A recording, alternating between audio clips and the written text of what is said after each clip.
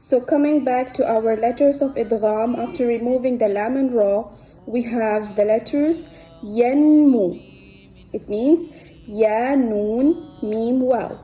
So why do we make groupings? We make it because it makes a person easy to memorize these letters.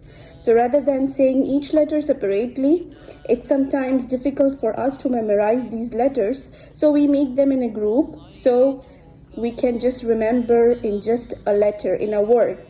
So we have yanmu.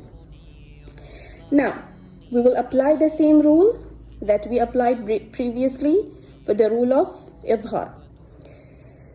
So we have noon sakina and tanween again. So whenever we have a noon sakina in the ayah or a tanween, so we have to look at the letter which is coming right next to it. So if the letter is from any of the letters from yanmu, so we make idgham. So we make a merging sound. And this merging sound will be a slight ghunna sound as well. So you're going to merge. Along with that, you're going to make a ghunna.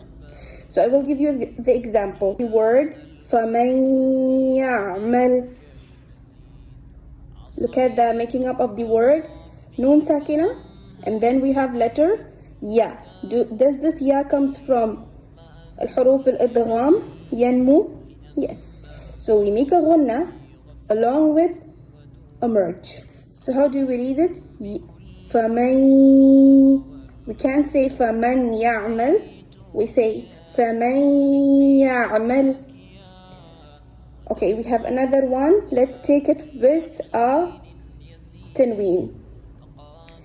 وُجُوهٌ يَوْمَئِذٍ. What is the rule? We have a tanween over ha. And then we don't consider any letter. We just see whether the tanween is there or not. So tanween can be on any of the letters. So we don't consider the letter. We just consider the sign, whether it is fathatan, kasratan, or dhammatan. But in the case of noon sakina, it must be a noon sakina.